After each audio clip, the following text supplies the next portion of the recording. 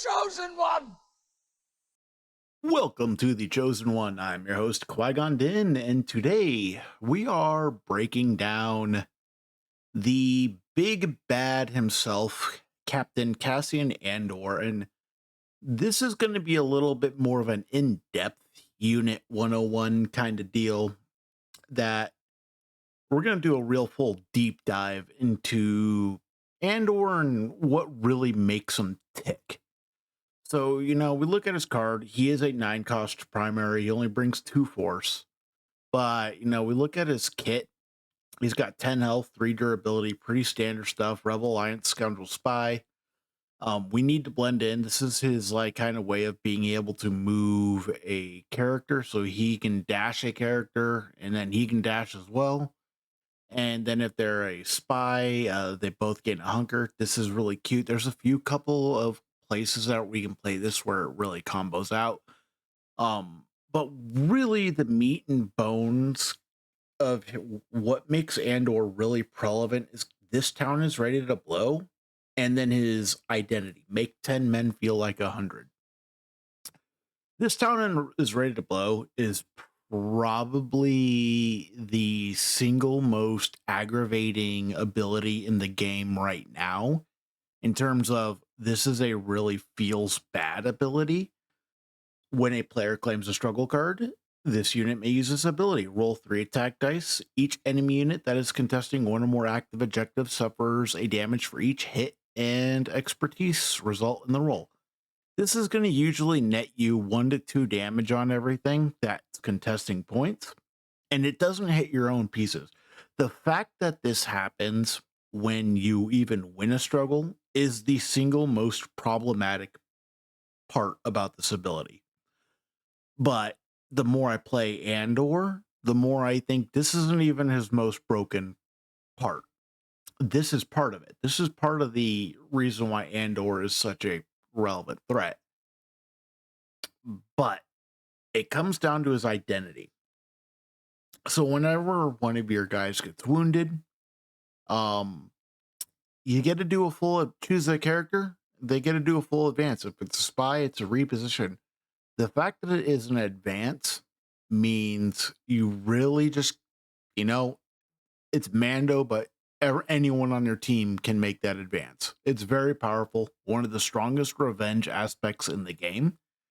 And the fact that it's completely generic, this took revenge triggers to a whole another level. But there's a part on his identity here that's actually a little bit more egregious, in my opinion. And that is, additionally, when an allied Rebel Alliance unit is chosen to activate with the Shatterpoint card, they get Impact 2 and Sharpshooter 2. I think this is the most egregious part of the identity, because when you combine this Impact 2 and Sharpshooter 2 with this town is ready to blow, you get the best attrition in the game just by Andor being on the table. The fact that we have supports that can really do focus basically on command, and it's like perfect action economy, means this really makes things hit way harder than they should. This makes Princess Leia Charming to the Last pretty much full tree. Rebel Commandos basically are going to go Eigen full tree. Baze and Turret are way overtuned with this Impact 2 and Sharpshooter 2. And this town is ready to blow adds extra damage on top of that. So everything is teed up for these supports on a Shatterpoint turn to really just kind of pick off multiple things. So you're adding this revenge with this attrition. You look at his, his stance cards, they're not all that crazy. You're looking at his range 4 gun. This has got his shoves on the street. This is going to be the side you normally attack on all the way. Range 4 gun, 7 attack dice at range. His conversion rate's not the greatest. 1 is going to turn a hit to a crit, 2 to 3. You get that crit hit to crit. You're looking at something similar to 212. but this is where all of his shoves are at, and that's very important. We look at his lighted up side. This is where he's going to do 6 damage on 3 results, and this will likely be what he gets with the 8 attack dice. This side has his crit mitigation with a 1 defensive expertise is a crit to a fail, 2 to 3 is a block crit to fail. It's good when you are going up against crits, but his all the way defensive side is the better defensive side because 1 gets you a block and a heal, 2 to 3 gets you 2 blocks and a heal. So you're getting basically additional results for each level. His activations are nothing fancy, but like Luminara, he hits everything you need to do. We got 5 lists that I'm going to kind of go over that really define what Captain Cassian Andor is doing on the field. And right off the bat, for the thematic one, we're going to go over the Rogue One group. Now, I do prefer Luke Skywalker over Bodhi Rook. Luke Skywalker just has a lot more synergy with the list. And when I'm playing Jin, I like having Luke in here. That way you can get Jin further up the board so she can do her trick. The real star of the show in this list is Jin with her aggressive mechanics and K2SO.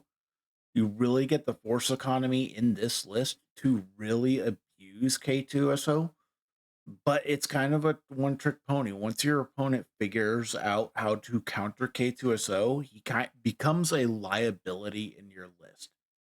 This list has a lot of play, but this is not the strongest Andor variant, in my opinion. But this is a very fun build. Jin will put in a lot of work. Again, the kind of the big play here is K2SO with some of his revenge shenanigans, his lockdown shenanigans. He's kind of doing the big push in this list that he becomes a very important piece to the strategy. Every one of these lists that are playing, Baze and Turret, Rebel Commandos, the supports are going to be your heavy output in the list, and then the rest of the list is kind of flavor. It's where what really defines your tech options. I've made this statement before in plenty of other podcasts. In my hot takes with Rogue support, I said that if Andor is paired with Rebel Commandos and Baze and Shuri, it doesn't matter what the other 3 pieces are. You have the best list in the game. The other 3 pieces are really going to be the flex pieces you take to make the list work and have the flavor. Jin is the more aggressive output of this flavor where you're relying on Jin's output or maneuverability and her ability to play this heavy scoring game to do what you need to do in the game. This list plays very well on to missions like odds. You have a ton of movement. It hits really hard, but this variant of Andor is a little bit squishier than other variants, and that's because Jin kind of goes down like a paper mache. She's not the most durable primary. And you're really relying on the revenge triggers from K2SO to kind of mitigate that. And his revenge attacks are not nearly as good as someone like a Kanan or a PLC either. And then we get into the other kind of variants. So we got Andor here with PLC. We are going with the full PLC box. This is the one kind of list where I drop Rebel Commandos frequently. If I'm playing PLC with Luke, and I will throw in Han and Chewie and really rely on the better output of your supports because Princess Leia does not have as much output as any of the other pairings, really. She's kind of a wet noodle on her attack. Her revenge attack is kind of cute, but she has the best positioning power of these rebel primaries that you can pair with Andor. She kind of gives your list a lot of out of activation movement. Han and Chewie is just a really good support still that actually have a higher ceiling than Baze and Turret outside of the Shatterpoint turn. If you're comparing Han and Chewie to Baze and Turret, Han and Chewie can spike much further than Baze and Turret can. Baze and Turret just have a much higher floor. But when you're putting both of them on the table together, you really get these supports that are just going to go, I'm going to work. Callus is in here because he is a force neutral turn where he does not need to spend any force to do anything, but he gives you rerolls to Andor and Baze and Turret that really can, up their survivability. And you'll see him float in a lot with Captain Andor lists. We're going into what I think is probably the best list for the Andor mirror match. Han adds a lot of tech to Andor. This list, in very specifically with Chewie, gives you kind of these sturdy bodies, but Han Solo really combos well with Andor, and Andor unlocks the potential of what Solo can do. Andor turns Han Solo's revenge trigger into a functional revenge trigger. He gives you a lot more scoring potential when you get wounds because of Han's identity. Andor just turns on all facets of General Solo. General Solo is also really good at just spreading out damage with his ability to attack multiple units. But he can also be a force neutral turn, and he is the best primary to put with Andor, playing on Never Tell Me the Odds and First Contact. These bigger missions where that advance is really important and the extra mobility. Solo provides a lot of work. He is a toolbox of a primary that if you unlock, you really can go the extra mile with the list. Callus is here. Everyone gets really good rerolls with Callus. And then Chewbacca gets this really sticky body that's really hard to bring down. And the reason why I prefer Chewbacca with General Solo, Solo's going to be moving up the board constantly in this list, and Chewbacca kind of follows him. Chewbacca can really put out the hurt. He has extra damage through his little, damage outside of attacking ability. This whole list is all rebels, so they coordinate fire damage. It's going to work against Kanan variants. You're still doing the heavy hitting with your supports.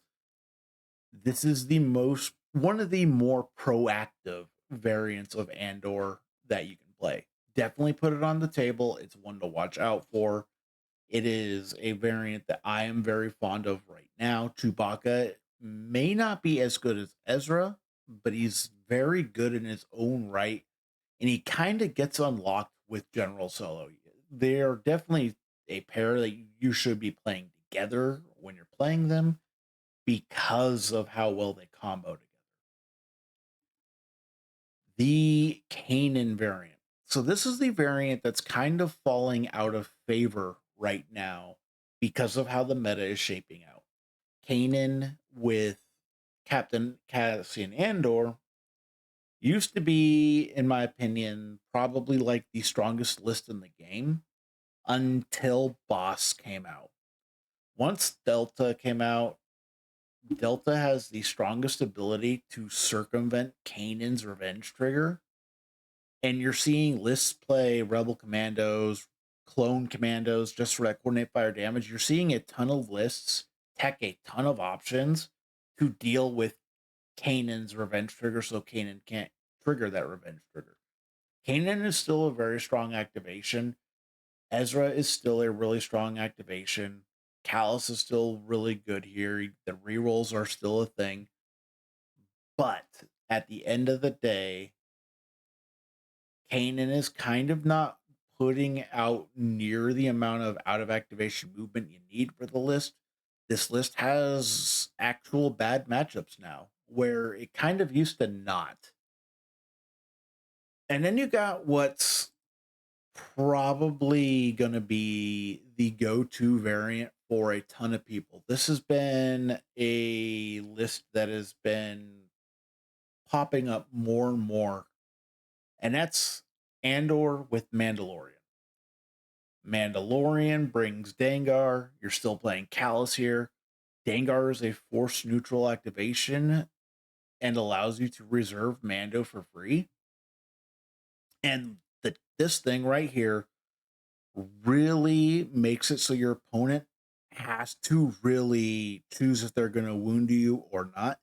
And that's because Mando's revenge trigger plus Cassian's revenge trigger, Mando can double advance anywhere on the board and can really just impact points in a way that is very absurd.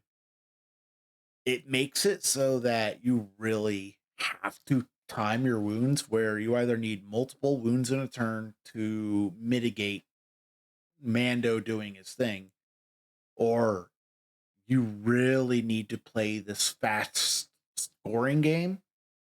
And the problem with that is you still have the output of phase and short Rebel Commandos with Andor. This is one of the better tech slots. I definitely feel that, you play Mando Andor on shifting or sabotage, and you are pretty much going to win a good majority of your games. I think where this list really falls short is going to be on Never Tell Me the Odds and First Contact, and that is because no out of activation movement for the most part. You're relying on taking up your multi-point swings are going to come from your supports, and that might not be enough. So the bigger maps, I feel, is where Mando is going to have the biggest disadvantage. But on sabotage and shifting, this list is very scary because everyone's going to be fighting over the midline, and Mando can impact the board in a way that he can't really do on Never Tell. So, kind of Captain Cassian Andor, he is this really enigma of a piece, and I do have a hunch that his space in the top dog might be coming to a downfall here, depending on the stance card of those night troopers. The reason why I say the night troopers might shake things up in a huge way, they are kind of immune to the attrition from Andor. As long as they are positioned right to where they are removed, you wound something, wound one of the other stormtrooper units, the night troopers are going to remove all their wounded tokens. I think the night troopers, depending on that attack stance, because I do feel they're going to be a 5, is going to be something that can counter these Andor lists. And Empire's going to be in a really interesting spot with Morgan Elsbeth. The other factor is that Morgan Elsbeth is only going to get better if the First Order stuff has that Stormtrooper tag. That box is going to get a lot more pairings and can really just outshine. We're kind of done with the Rebel and Republic releases for a while. We're now looking into the new era, the new stuff that's coming out. Andor and Boss are kind of right now what the meta's looking like. And the new stuff can really, really just throw it in the window. So, the game's in a very interesting spot. Mini Strav definitely is going to change things. Thank you for watching this episode of The Chosen One. If you'd like to watch the next video, you can watch the one in the link above. And if you want to listen to the podcast, you can listen to the playlist below. Thank you and have a nice day. Thank you for your support. Please like and subscribe.